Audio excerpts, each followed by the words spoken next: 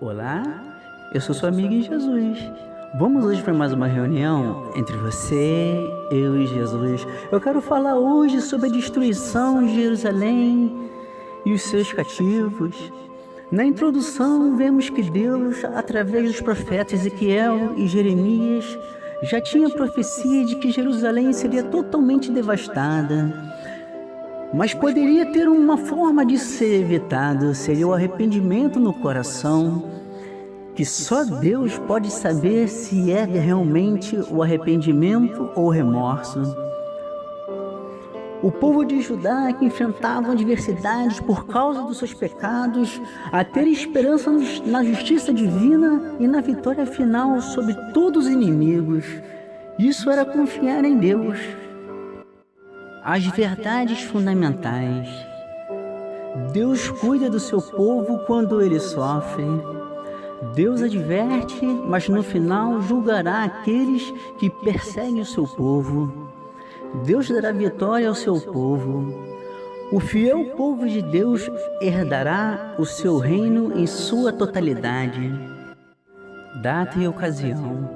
Podemos, através do profeta Ezequiel, que presenciou a queda do poderoso Império Assírio e o poder dominante do Império Babilônico, onde Jeoaquim, que foi colocado no trono de Jerusalém por Neco, faraó do Egito, e após a derrota dos egípcios, Jeoaquim trocou sua aliança e tornou submetido às ordens do rei da Babilônia, Nabucodonosor, e permaneceu sujeito ao Império Babilônico por 3 anos, quando novamente trocou sua aliança de volta para o Egito. A misericórdia e as profecias de Daniel. No livro de Daniel, no capítulo 2, versículo 1, diz assim: E no 2º ano do reinado de Nabucodonosor, ele teve sonhos, e o seu espírito se perturbou, e passou o sono. No capítulo 2, versículo 12, diz assim: Por isso o rei muito se irou e enfureceu, e ordenou que matassem a todos os sábios da Babilônia. A misericórdia de Deus. No livro de Daniel, no capítulo 2, no versículo 16 ao 18, diz assim: E Daniel entrou e pediu ao rei que lhe desse tempo para que ele pudesse dar a interpretação. Então Daniel foi para sua casa e fez saber o caso a Ananias, Misael e Azarias, seus companheiros, para que pedissem misericórdia ao Deus do céu sobre este mistério, a fim de que Daniel e seus companheiros não perecessem juntamente com o restante dos sábios da Babilônia. Eles convocaram uma reunião de oração. É assim que devemos fazer, dobrar os nossos joelhos e depositar toda a nossa fé no Senhor. A fidelidade com Deus gera sempre um escape. Em Daniel, no capítulo 2, no versículo 19 ao 20, diz assim: Então foi revelado a Daniel numa visão de noite. Então Daniel louvou o Deus do céu. Falou Daniel dizendo: Seja bendito o nome de Deus, de eternidade a eternidade, porque deles são a sabedoria e a força. Esta passagem significa que o mesmo sonho que foi dado ao rei da Babilônia, agora foi dado a Daniel, e sem dúvida, nessa mesma noite. Confiar em Deus.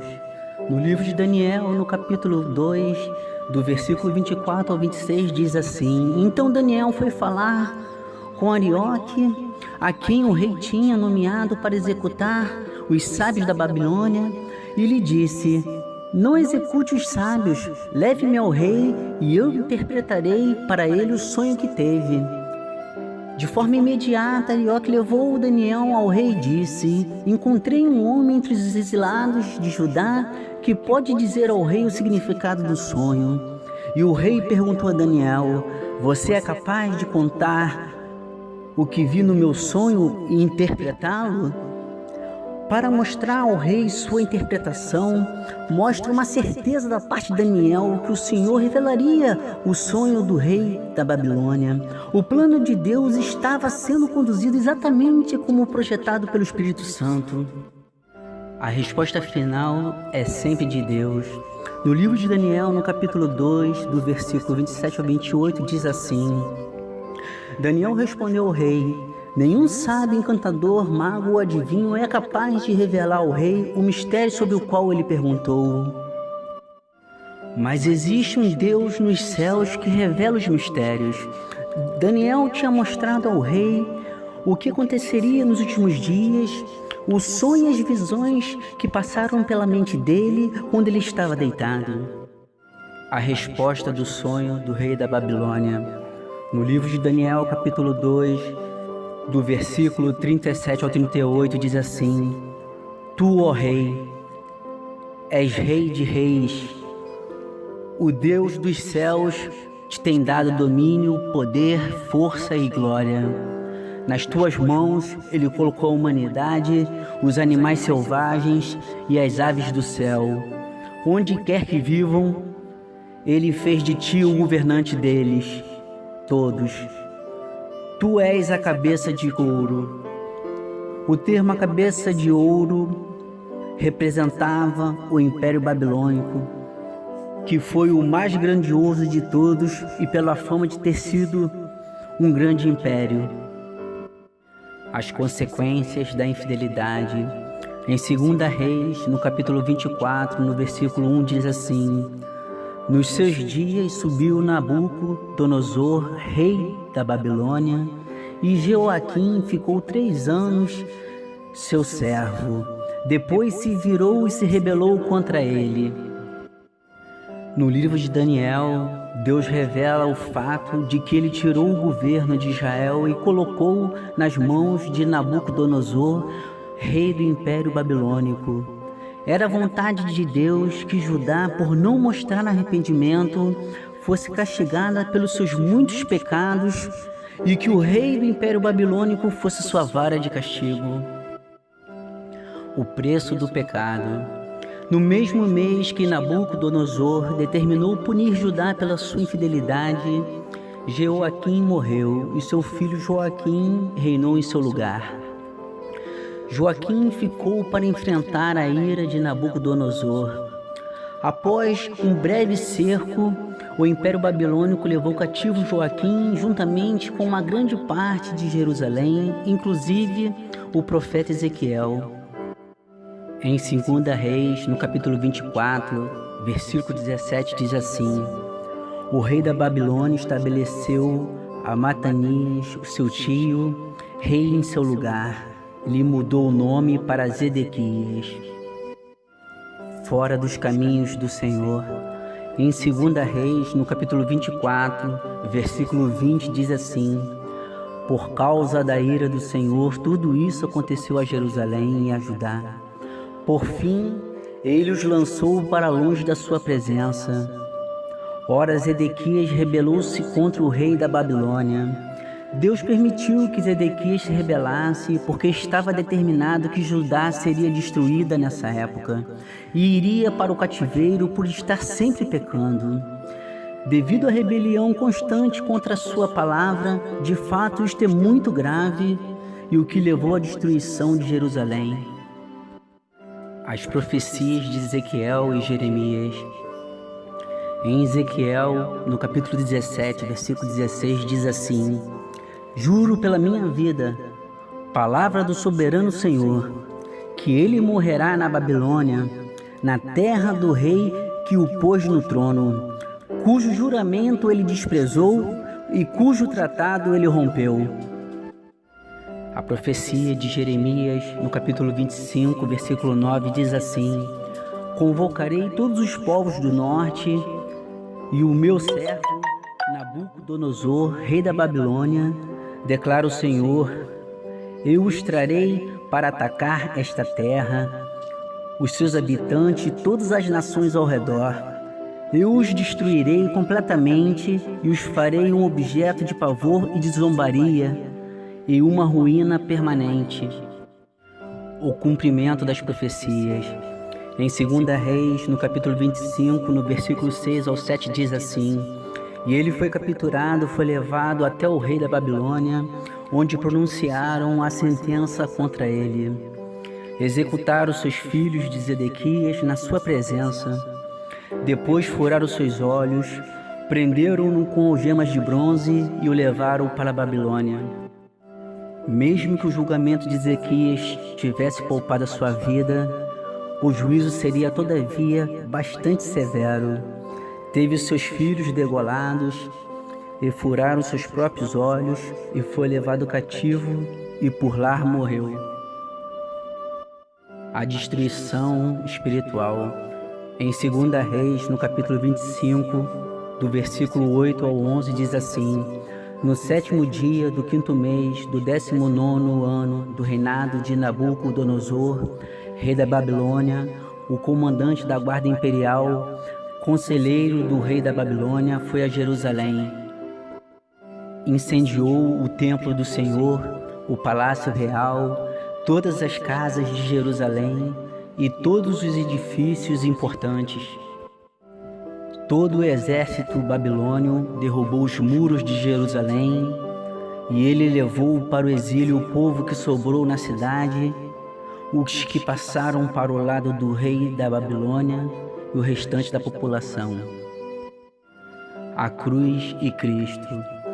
Hoje só é possível obtermos resposta de Deus, ou até mesmo enfrentar tribulações, onde o medo foi gerado em nossos corações, quando depositamos toda a nossa fé em Cristo e no que Ele fez por nós na cruz, na qual, para nos justificar, Jesus pagou um alto preço com seu sangue carmesim, nos lavando de todos os nossos pecados.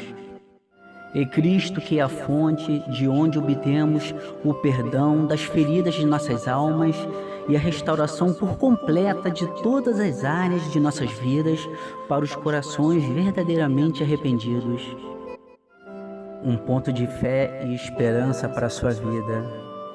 Sabemos que Deus age em todas as coisas para o bem daqueles que o amam, dos que foram chamados de acordo com o seu propósito. Pois aqueles que de antemão conheceu, também os predestinou para serem conforme a imagem de seu Filho, a fim de que ele seja o primogênito entre muitos irmãos.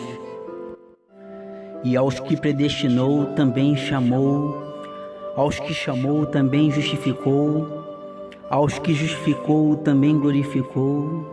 Que diremos, pois, diante dessas coisas? Se Deus é por nós, quem será contra nós? Entendimento eclesiástico para que a nossa fé não morra.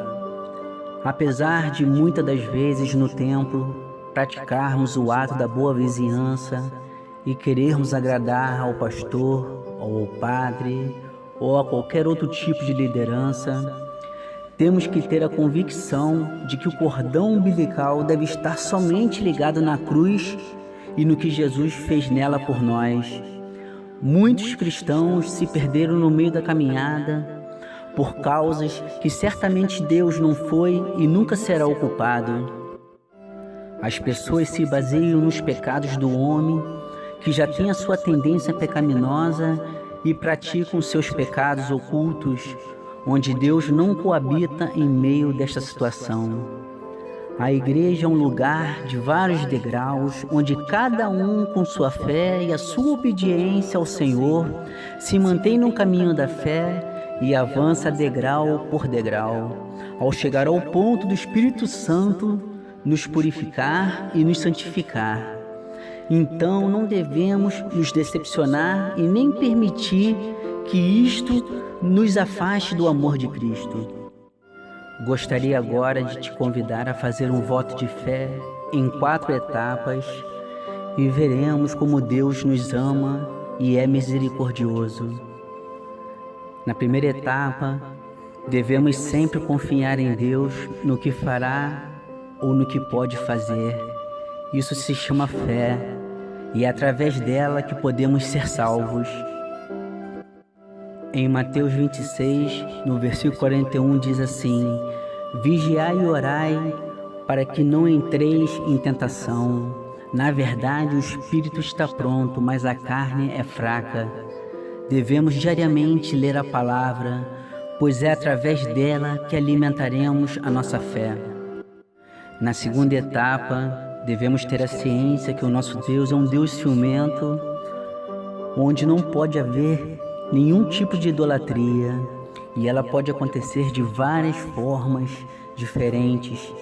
Pelo simples fato de ficarmos o dia inteiro em redes sociais e não sabermos administrar o tempo para Deus, é um bom exemplo, entre outros, de idolatria.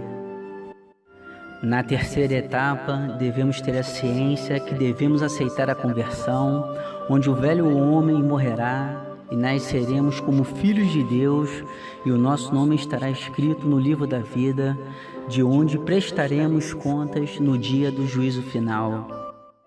Então, agora que o pecado não habita mais em nós, e sim o Espírito Santo de Deus, e já sabendo que temos a tendência à natureza pecaminosa, devemos sempre ir para o joelho dobrado e pedir perdão ao Senhor. Sabemos que no início pode parecer difícil, mas ao perseverar e começarmos a ter experiência com Deus, te garanto que nunca mais nos afastaremos dos caminhos do Senhor. Em Romanos 8, no versículo 35, diz assim: quem nos separará do amor de Cristo? Será a tribulação, ou a angústia, ou a perseguição, ou a fome, ou a nudez, ou o perigo, ou a espada?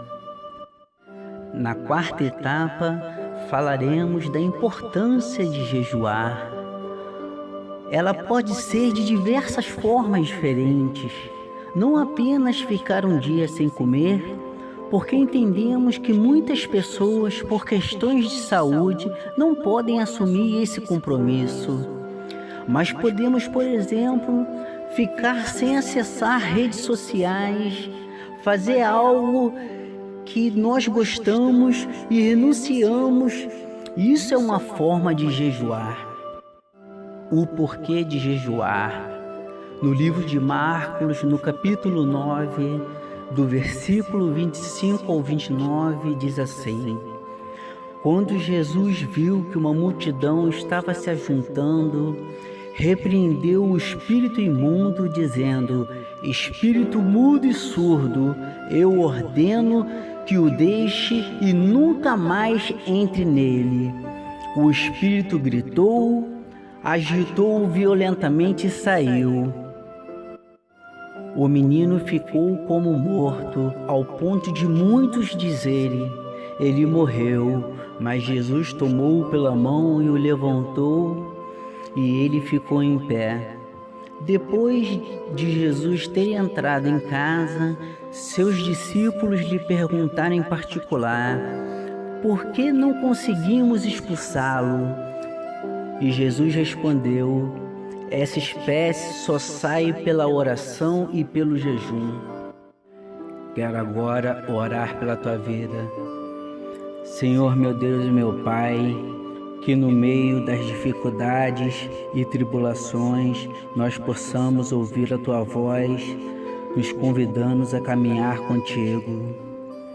Que a nossa fé não vacile, mas que possamos estar com nossos olhos acima de todos os nossos problemas, ainda que o nosso olhar por algum momento se desvie do teu. Se porventura nós começarmos a nos distanciar de ti, que o Senhor estenda a tua mão em nossa direção e nos dê livramento. Confiamos em ti, Senhor. Sei que o Senhor pode nos fortalecer nos momentos mais difíceis da nossa vida. Nós não sabemos o que fazer diante de tantos problemas, Senhor, mas os nossos olhos estão postos em Ti. Nos leva ao nível maior de intimidade e fé, onde nossos pés não vacilem e onde nós possamos escutar de forma clara a Sua voz. E assim oro por todos nós, em nome de Jesus. Amém. Olá, eu sou sua amiga em Jesus. Vamos hoje para mais uma reunião entre você, eu e Jesus. Eu quero falar hoje sobre a destruição de Jerusalém e os seus cativos. Na introdução, vemos que Deus, através dos profetas Ezequiel e Jeremias, já tinha profecia de que Jerusalém seria totalmente devastada, mas poderia ter uma forma de ser evitado, seria o arrependimento no coração, que só Deus pode saber se é realmente o arrependimento ou remorso. O povo de Judá, que enfrentava adversidades por causa dos seus pecados, a ter esperança na justiça divina e na vitória final sobre todos os inimigos. Isso era confiar em Deus. As verdades fundamentais. Deus cuida do seu povo quando ele sofre. Deus adverte, mas no final julgará aqueles que perseguem o seu povo. Deus dará vitória ao seu povo. O fiel povo de Deus herdará o seu reino em sua totalidade. Data e ocasião. Podemos, através do profeta Ezequiel, que presenciou a queda do poderoso Império Assírio e o poder dominante do Império Babilônico, onde Joaquim, que foi colocado no trono de Jerusalém por Neco, faraó do Egito, e após a derrota dos egípcios, Joaquim trocou sua aliança e tornou submetido às ordens do rei da Babilônia, Nabucodonosor, e permaneceu sujeito ao Império Babilônico por 3 anos, quando novamente trocou sua aliança de volta para o Egito. A misericórdia e as profecias de Daniel. No livro de Daniel, no capítulo 2, versículo 1, diz assim: E no 2º ano do reinado de Nabucodonosor, ele teve sonhos, e o seu espírito se perturbou e passou o sono. No capítulo 2, versículo 12, diz assim: Por isso o rei muito se irou e enfureceu, e ordenou que matassem a todos os sábios da Babilônia. A misericórdia de Deus. No livro de Daniel, no capítulo 2, no versículo 16 ao 18, diz assim: E Daniel entrou e pediu ao rei que lhe desse tempo para que ele pudesse dar a interpretação. Então Daniel foi para sua casa e fez saber o caso a Ananias, Misael e Azarias, seus companheiros, para que pedissem misericórdia ao Deus do céu sobre este mistério, a fim de que Daniel e seus companheiros não perecessem juntamente com o restante dos sábios da Babilônia. Eles convocaram uma reunião de oração. É assim que devemos fazer, dobrar os nossos joelhos e depositar toda a nossa fé no Senhor. A fidelidade com Deus gera sempre um escape. Em Daniel, no capítulo 2, no versículo 19 ao 20, diz assim: Então foi revelado a Daniel numa visão de noite. Então Daniel louvou o Deus do céu. Falou Daniel dizendo: Seja bendito o nome de Deus, de eternidade a eternidade, porque deles são a sabedoria e a força. Esta passagem significa que o mesmo sonho que foi dado ao rei da Babilônia, agora foi dado a Daniel, e sem dúvida, nessa mesma noite. Confiar em Deus. No livro de Daniel, no capítulo 2, do versículo 24 ao 26, diz assim: Então Daniel foi falar com Arioque, a quem o rei tinha nomeado para executar os sábios da Babilônia, e lhe disse: Não execute os sábios, leve-me ao rei, e eu interpretarei para ele o sonho que teve. De forma imediata, Arioque levou Daniel ao rei e disse: Encontrei um homem entre os exilados de Judá que pode dizer ao rei o significado do sonho. E o rei perguntou a Daniel: Você é capaz de contar o que vi no meu sonho e interpretá-lo? Para mostrar ao rei sua interpretação, mostra uma certeza da parte de Daniel que o Senhor revelaria o sonho do rei da Babilônia. O plano de Deus estava sendo conduzido exatamente como projetado pelo Espírito Santo. A resposta final é sempre de Deus.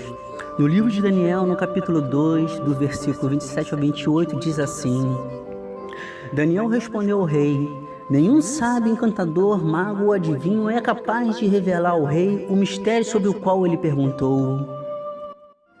Mas existe um Deus nos céus que revela os mistérios. Daniel tinha mostrado ao rei o que aconteceria nos últimos dias, o sonho e as visões que passaram pela mente dele quando ele estava deitado. A resposta do sonho do rei da Babilônia. No livro de Daniel, capítulo 2, do versículo 37 ao 38, diz assim: Tu, ó rei, és rei de reis. O Deus dos céus te tem dado domínio, poder, força e glória. Nas tuas mãos ele colocou a humanidade, os animais selvagens e as aves do céu.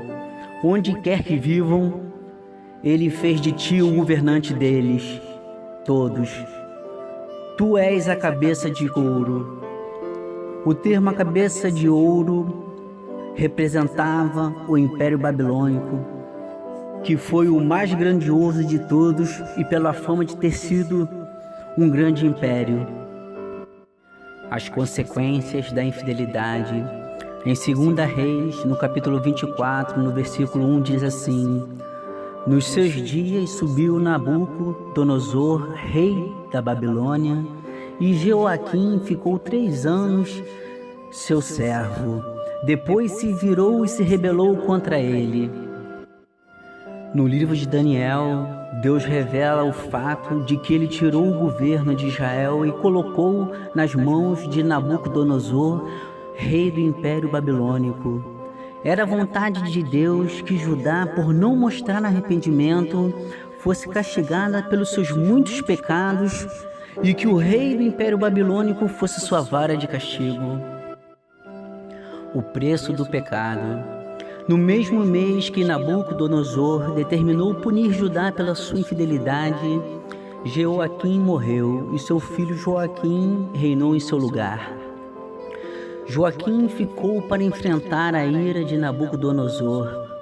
Após um breve cerco, o Império Babilônico levou cativo Joaquim juntamente com uma grande parte de Jerusalém, inclusive o profeta Ezequiel. Em 2 Reis, no capítulo 24, versículo 17, diz assim: O rei da Babilônia estabeleceu a Matanias, o seu tio, rei em seu lugar. Lhe mudou o nome para Zedequias. Fora dos caminhos do Senhor.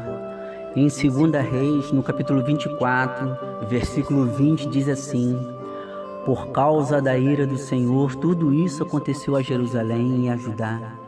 Por fim, ele os lançou para longe da sua presença. Ora, Zedequias rebelou-se contra o rei da Babilônia. Deus permitiu que Zedequias se rebelasse porque estava determinado que Judá seria destruída nessa época e iria para o cativeiro por estar sempre pecando. Devido à rebelião constante contra a sua palavra, de fato isto é muito grave e o que levou à destruição de Jerusalém. As profecias de Ezequiel e Jeremias. Em Ezequiel, no capítulo 17, versículo 16, diz assim: Juro pela minha vida, palavra do soberano Senhor, que ele morrerá na Babilônia, na terra do rei que o pôs no trono, cujo juramento ele desprezou e cujo tratado ele rompeu. A profecia de Jeremias, no capítulo 25, versículo 9, diz assim: Convocarei todos os povos do norte e o meu servo Nabucodonosor, rei da Babilônia, declara o Senhor, eu os trarei para atacar esta terra, os seus habitantes e todas as nações ao redor. Eu os destruirei completamente e os farei um objeto de pavor e de zombaria e uma ruína permanente. O cumprimento das profecias. Em 2 Reis, no capítulo 25, no versículo 6 ao 7, diz assim: E ele foi capturado, foi levado até o rei da Babilônia, onde pronunciaram a sentença contra ele. Executaram seus filhos de Zedequias na sua presença. Depois furaram seus olhos, prenderam-no com algemas de bronze e o levaram para a Babilônia. Mesmo que o julgamento de Ezequias tivesse poupado a sua vida, o juízo seria todavia bastante severo. Teve seus filhos degolados e furaram seus próprios olhos e foi levado cativo e por lá morreu. a destruição espiritual. Em 2 Reis, no capítulo 25, do versículo 8 ao 11, diz assim: No 7º dia do 5º mês do 19º ano do reinado de Nabucodonosor, rei da Babilônia, o comandante da guarda imperial, conselheiro do rei da Babilônia, foi a Jerusalém. Incendiou o templo do Senhor, o palácio real, todas as casas de Jerusalém e todos os edifícios importantes.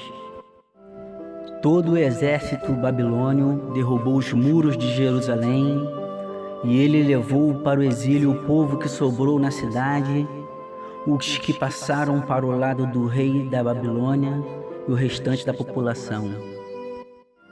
A cruz e Cristo. Hoje só é possível obtermos resposta de Deus ou até mesmo enfrentar tribulações, onde o medo foi gerado em nossos corações, quando depositamos toda a nossa fé em Cristo e no que Ele fez por nós na cruz, na qual, para nos justificar, Jesus pagou um alto preço com seu sangue carmesim, nos lavando de todos os nossos pecados. É Cristo que é a fonte de onde obtemos o perdão das feridas de nossas almas e a restauração por completa de todas as áreas de nossas vidas para os corações verdadeiramente arrependidos. Um ponto de fé e esperança para a sua vida. Sabemos que Deus age em todas as coisas para o bem daqueles que o amam, dos que foram chamados de acordo com o seu propósito. Pois aqueles que de antemão conheceu, também os predestinou para serem conforme a imagem de seu Filho, a fim de que ele seja o primogênito entre muitos irmãos. E aos que predestinou também chamou, aos que chamou também justificou, aos que justificou também glorificou. Que diremos, pois, diante dessas coisas? Se Deus é por nós, quem será contra nós? Entendimento eclesiástico para que a nossa fé não morra. Apesar de muitas das vezes no templo praticarmos o ato da boa vizinhança e querermos agradar ao pastor, ou ao padre, ou a qualquer outro tipo de liderança, temos que ter a convicção de que o cordão umbilical deve estar somente ligado na cruz e no que Jesus fez nela por nós. Muitos cristãos se perderam no meio da caminhada por causas que certamente Deus não foi e nunca será o culpado. As pessoas se baseiam nos pecados do homem, que já tem a sua tendência pecaminosa, e praticam seus pecados ocultos, onde Deus não coabita em meio desta situação.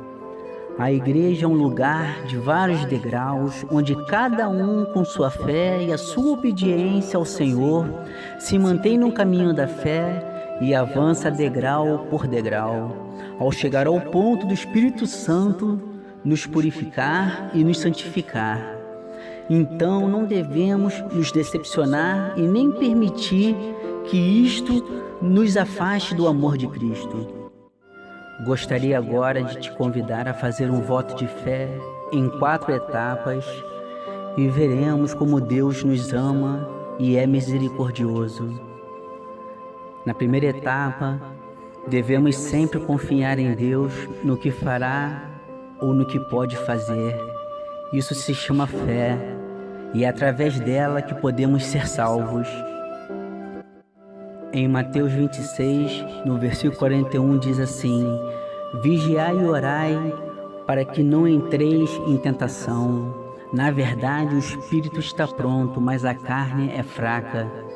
Devemos diariamente ler a palavra, pois é através dela que alimentaremos a nossa fé.